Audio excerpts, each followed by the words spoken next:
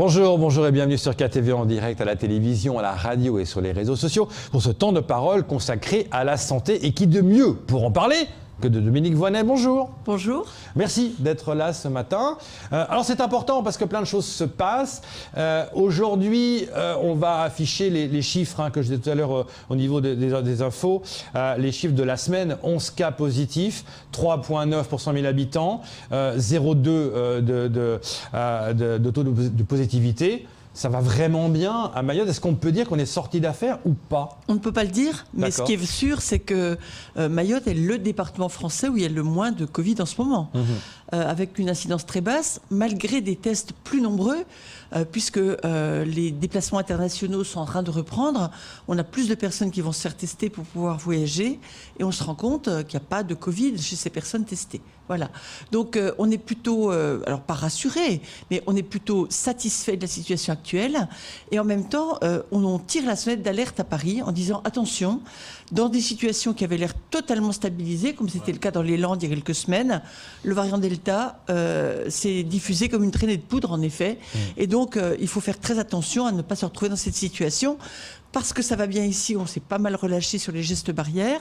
On n'est pas très bien vacciné par rapport à d'autres départements. Et donc, on est plutôt fragile. On sait que ce n'est pas la situation épidémique qui est préoccupante, c'est plutôt le fait qu'on est une île, isolée, loin de la métropole. Et donc, évidemment, ça nous rend plus vulnérables. 0 cas en médecine, 0 cas en réanimation. C'est formidable, ça c'est formidable, on est ravis. Voilà. Est-ce que c'est le fait aussi dû à la vaccination? Parce qu'on sait que maintenant ça va beaucoup mieux au niveau de la vaccination. Est-ce que vous savez le taux de pourcentage de gens maintenant qui sont vaccinés? Oui, on sait ce taux, mais il est difficile à interpréter et à comparer avec les autres départements parce qu'on a une population beaucoup plus jeune et qui a eu beaucoup plus le Covid qu'ailleurs. Et donc quand on dit que 25 ou 28% des personnes sont vaccinées, ça donne une indication assez fausse. Par exemple, beaucoup de personnes sont vaccinées avec une seule dose, puisqu'elles ont déjà eu le Covid. Beaucoup de jeunes qui ont probablement ou possiblement eu le Covid entre janvier et mars ne sont pas venus se faire vacciner. Ils ne transmettent peut-être pas la maladie. Ce qui est sûr, c'est qu'il va falloir renforcer nos efforts à la rentrée, notamment dans les collèges et les lycées, pour vacciner les jeunes. Oui, ça on le disait. Camar. Justement, j'aimerais revenir un peu sur ça. C'est vrai qu'à chaque fois, on le dit avec Léonard Ruidier ici, en disant peut-être qu'on a gagné une immunité collective. Parce que, est-ce que c'est pas juste le virus qui a fait son temps, en tout cas sur notre territoire, et qui commence à finalement s'adapter par rapport à nous aujourd'hui? Alors deux choses. D'abord, beaucoup de personnes ont eu la Covid et on se demande si on n'a pas une immunité, alors sinon une immunité acquise solide, du moins une forme d'immunité collective. Pour le savoir, on fait une étude de ce qu'on appelle séroprévalence au mois fin août, début septembre. On va commencer. Il a fallu plusieurs mois pour le monter parce que vous savez que ces études qui mettent en cause l'anonymat des personnes sont des études qui sont validées au niveau national par ce qu'on appelle un comité de protection des personnes qui s'assure que toutes les dispositions sont prises pour permettre de n'utiliser ces données qu'à des fins scientifiques. Deuxième chose, même si on est très bien protégé parce qu'on a eu beaucoup de Covid ici contre le variant sud-africain, il semble que le fait d'avoir eu la Covid avec le variant sud-africain ne protège pas du tout du variant Delta. Alors même que la vaccination, qui a un champ beaucoup plus large, elle protège. Donc 2 injections du Pfizer, ça protège, alors que le fait d'avoir eu, il y a des mois et des mois, la Covid avec la forme sud-africaine pourrait nous laisser exposer. Mais on parle d'une 3e injection pour le Pfizer. C'est vrai, ça va être mis en place Alors, on en parle pour les personnes les plus vulnérables, notamment celles qui ont une immunité défaillante. Quand vous êtes insuffisant rénal dialysé, votre corps ne réagit pas excellemment bien et ne produit pas autant d'anticorps que d'autres. Et donc, ça pourrait vous protéger davantage d'avoir une 3e injection. C'est des choses qui sont en travail actuellement. Ça ne concernera pas toute la population. Parce qu'on dit ceux de janvier, février devront avoir une 3e dose. Enfin, tout n'est pas très clair. Donc là, vous êtes un peu plus clair là-dessus. Alors, tout n'est pas très clair. J'essaie, moi, de me tenir au courant de ce qui est publié. Évidemment. Mais je constate aussi que les scientifiques, les épidémiologistes continuent à accumuler des données sur ce Covid qu'on ne connaissait pas il y a encore 2 ans. Donc, ça change tout le temps, évidemment. Camar. Bien sûr. Alors moi j'aimerais, Dominique Voynet, revenir un peu sur les retours des vacances. On craint, ça on le craint aujourd'hui, en tout cas jusqu'à preuve du contraire, on nous dit qu'il n'y a pas un seul cas de variant Delta sur le territoire, mais demain, Comment Voilà. on fait? Est-ce que l'ARS prévoit déjà un dispositif à l'aéroport? Est-ce qu'on va essayer quand même de contenir ces gens-là qui vont arriver ou on les laisse rentrer malgré les tests? Alors, vous avez vu comment les choses se passent. Hein. Si on met en place des mesures de précaution, on râle. Si on ne met pas en place, on râle. Bien sûr. Hein, parce qu'effectivement, on navigue en permanence entre ne pas trop toucher aux libertés et bien protéger la population. C'est ça. Donc, en fait, ce qui risque de se passer dans les jours qui viennent, c'est que les tests vont être supprimés pour les personnes vaccinées, pour les personnes qui iront en métropole. Pourquoi? Parce qu'on a très peu de Covid ici et qu'on ne constitue pas une menace pour la métropole. Ça, c'est déjà acté à partir d'aujourd'hui. Alors ça, c'est déjà acté. Plus besoin de tests. Par contre, vous avez vu que les tests sont maintenus quand on veut pas aller à la Réunion ou quand on vient de la Réunion, parce qu'il y a beaucoup de Covid à la Réunion. Moi, ça fait partie des choses que je regarde avec intérêt. Pourquoi? Parce qu'il y a une épidémie très importante à la Réunion qui s'amplifie encore avec le variant Delta en ce moment. C'est vrai. Et donc, c'est vraiment important quand on vient à la Réunion de pas considérer quand on vient de la Réunion, de ne pas juste considérer qu'on est en vacances à Mayotte, mais de bien respecter les gestes barrières et un certain isolement social pour ne pas colporter le virus à Mayotte. On devra mettre en place des mesures de contrôle des passagers qui reviennent de la Réunion, évidemment, pour s'assurer qu'ils n'apportent pas le variant Delta. Mais je suis à peu près certaine qu'on aura du variant Delta. Ouais. Quel que soit Tout le monde le pense, hein, mais Voilà. certains disent qu'il est peut-être déjà là. Certains disent qu'il est peut-être déjà alors, là. on n'a aucun résultat de séquençage qui nous montre des variants Delta ici, pour l'instant. Vous savez que comme on n'a pas beaucoup de cas positifs, on envoie tous nos cas en criblage et en séquençage pour voir quel est le type de virus qui est en cause. Et on a jusqu'ici, jusqu'à aujourd'hui, Donc, 20 juillet, absolument aucun. trouvé aucun cas de Mais variant donc, Delta on à sait Mayotte. qu'ils vont probablement arriver. Mais les gens, ils sont plutôt partis que revenus pour l'instant. C'est ça. Hein, donc, voilà. Et c'est ce Donc, qu'on craint, le retour mi-août de C'est tout ça. le monde. Alors, eh ben évidemment, mais en même temps, on ne va pas empêcher les gens de rentrer. Bien sûr. Donc, on va, même si on a un test positif qu'on peut montrer à l'aéroport, ben, on peut développer une forme de Covid dans les jours qui suivent. Donc, on conseillera aux gens de s'isoler pour ne pas diffuser le virus, mais on se prépare déjà. Le ministère de la Santé nous a demandé d'actualiser ce qu'on avait appelé notre plan rebond à l'hôpital, et puis d'intensifier nos efforts de vaccination. Alors, depuis le discours du président Macron qui rendait le vaccin indispensable dans beaucoup d'actes de la vie sociale, on a un afflux dans les centres de vaccination. Pas par amour pour le vaccin, mais par raison. Hein. Les gens se disent Ou par obligation. il faudra y passer. Donc voilà.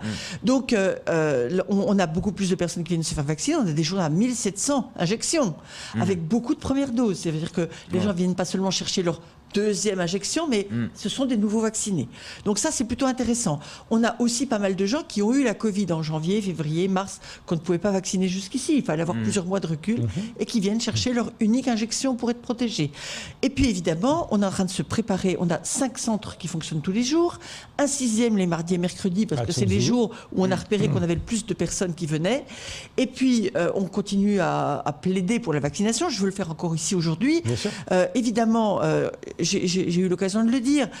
J'entends des gens dire on n'a pas assez de recul. Ah bon? Il y a 3,5 milliards d'injections qui ont été faites à travers le monde. On commence à avoir pas mal de recul. Et on sait que les personnes qui ont la Covid en ce moment sont des personnes qui ne sont pas vaccinées, pour 95% d'entre elles. Oui, mais Dominique Hein? Voynet, comment Voilà. expliquez-vous que les nombreux infirmiers vont dans la rue et disent Alors, je pas à veux pas le Mayotte, hein. faire. Pas à non, pas à Mayotte, Mayotte, mais voilà. en métropole. Même à Mayotte, il y en a certains qui moi, je veux pas. Moi, j'ai vu des infirmiers à Mayotte qui disent moi, je veux pas me faire vacciner. Il y en a qui sont contre ça. Des infirmiers, comment vous expliquez qu'eux sont contre alors qu'ils sont au plus près de la santé? Ils ont été vaccinés enfants, ils vaccinent en général, et effectivement, il y a une sorte, je ne vais pas dire de coquetterie, mais une sorte de méfiance à l'égard de la vaccination. On montre son indépendance d'esprit en disant moi, je veux encore attendre.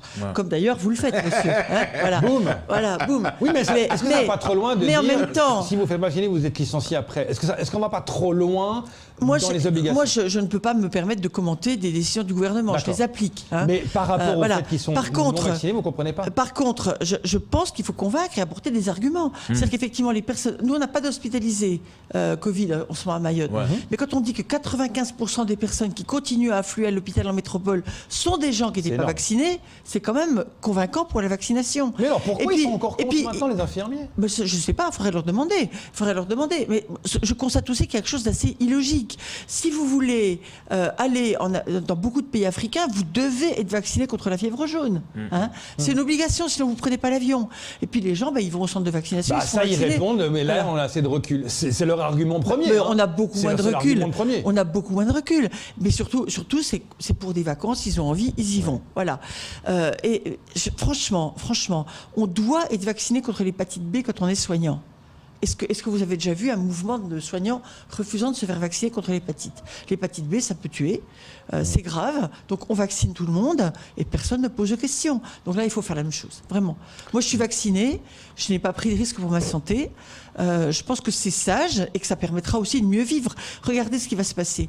On va vous dire, vous voulez faire un voyage scolaire, il faudra avoir votre schéma vaccinal complet, un voyage universitaire. Oui, mais alors, vous voulez rentrer dans un restaurant. Pour tout le monde, parce qu'on met le pass sanitaire maintenant en place pour aller au restaurant. Mais il y a beaucoup de vaccinations obligatoires. D'accord. Mais pourquoi pas la rendre obligatoire pour tout le monde? Parce que là, en fait, c'est une obligation déguisée. Vous n'êtes pas vacciné, très bien, c'est votre problème, mais vous ne pouvez pas aller au restaurant, vous ne pourrez pas aller là. Vous prenez vos responsabilités. Si vous êtes un ermite qui vit dans une grotte à la campagne et que vous n'avez pas envie d'aller au restaurant, vous êtes libre de ne pas vous faire vacciner. Mais ce qui ne plaît pas aux gens, c'est cette obligation déguisée. Ou obligation pas déguisée. Ce qui ne plaît pas aux gens, c'est qu'on leur dise ce qu'il faut faire. Évidemment, on préférerait choisir librement. Moi aussi. Mais je ne choisis pas librement de porter ou de ne pas porter le virus et de le transmettre à quelqu'un de fragile. Donc, on vit en société, on assume des gestes qui permettent aussi de protéger les autres. D'ailleurs, les libertés individuelles, elles ne sont pas absolues. Vous n'avez pas le droit de rouler comme un cinglé sur la route et de tuer quelqu'un.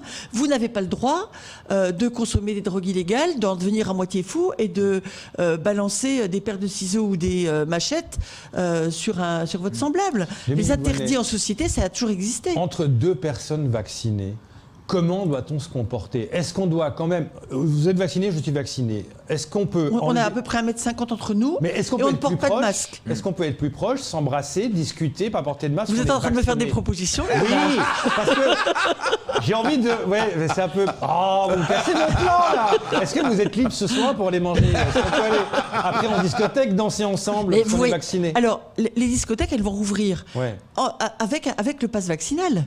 C'est-à-dire que les personnes qui seront protégées pourront effectivement danser ensemble sans forcément porter de masque parce qu'on considère que le risque est limité.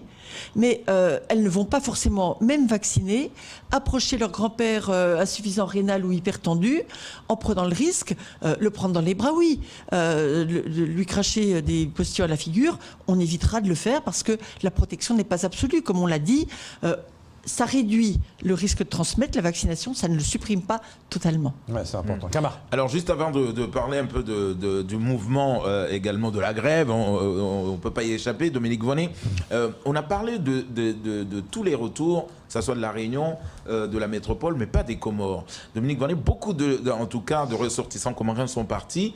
Et on le sait, on se rappelle d'une période où même on nous disait qu'on achetait le test négatif là-bas pour pouvoir rentrer à Mayotte. Comment on peut aujourd'hui avoir des données fiables de ceux qui vont revenir? Alors, l'OMS a développé un gros programme aux Comores pour tester et vacciner.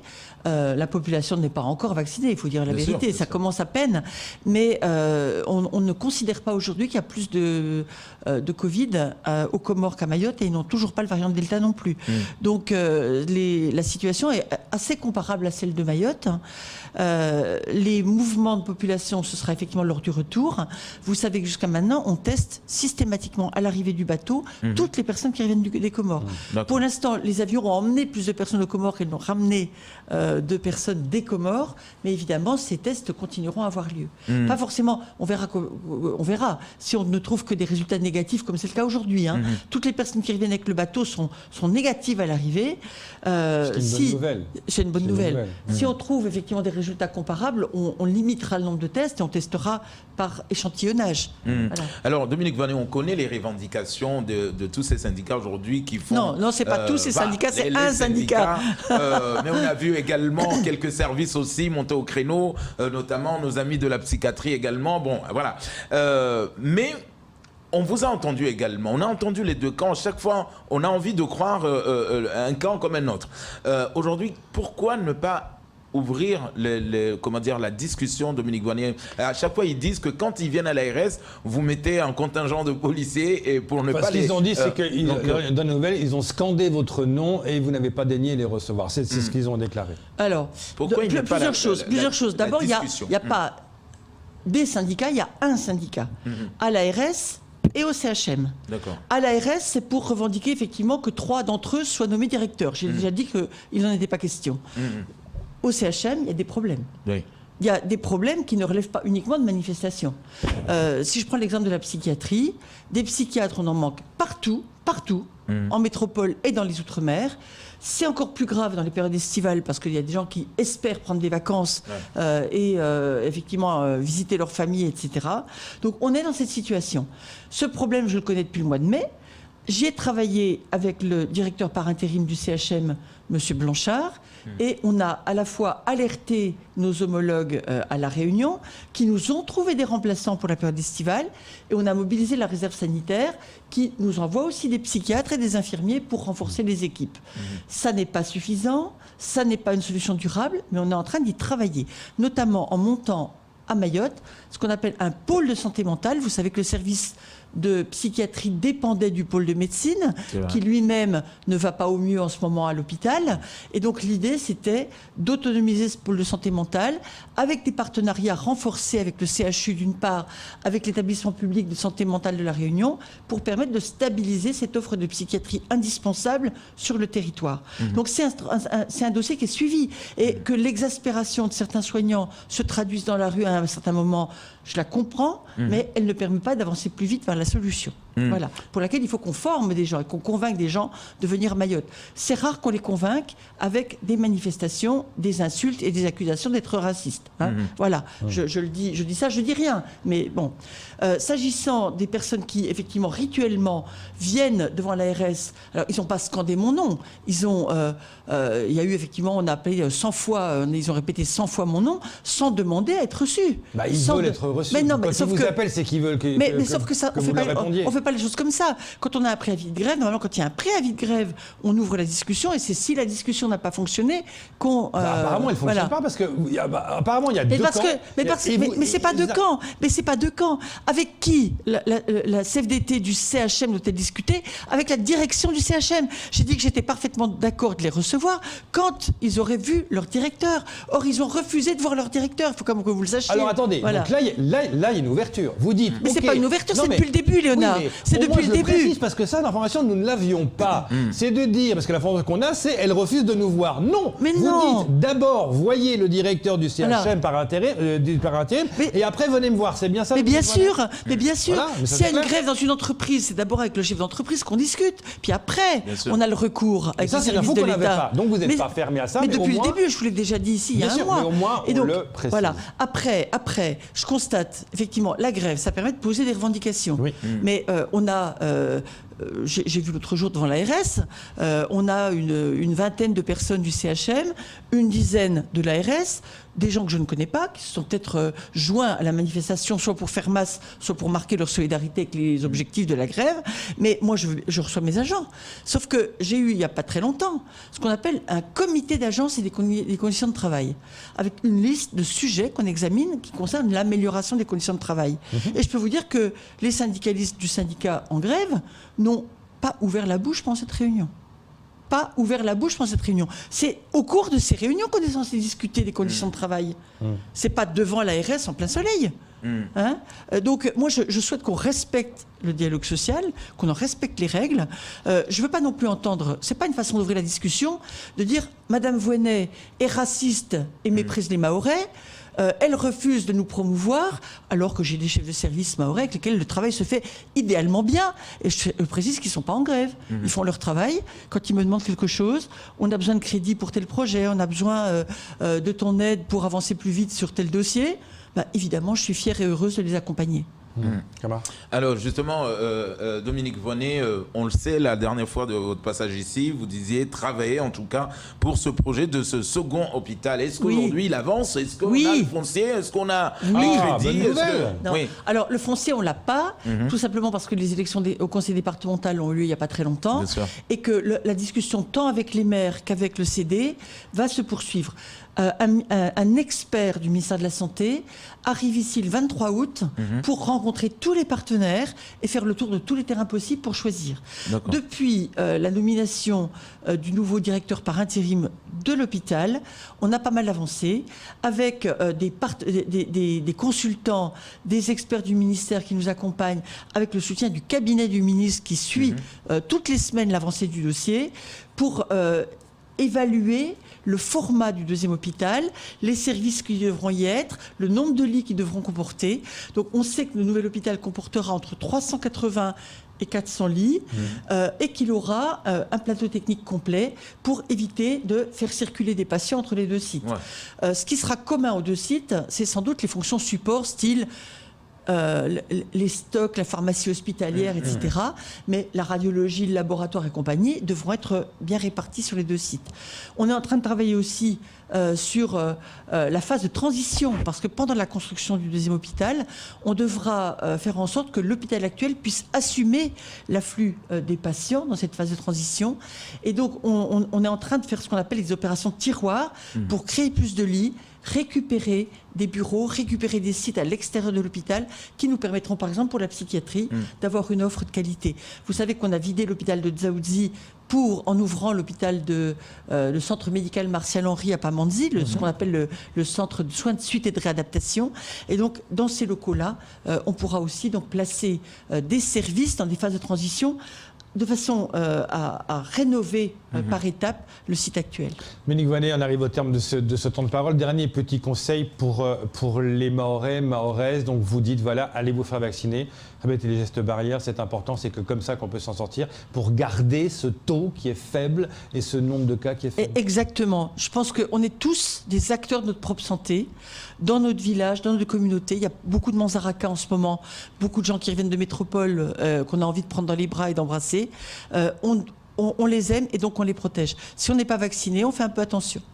Merci beaucoup d'être venu sur ce plateau ce matin. C'est tout pour ce temps de parole. Tout de suite, la suite de nos programmes.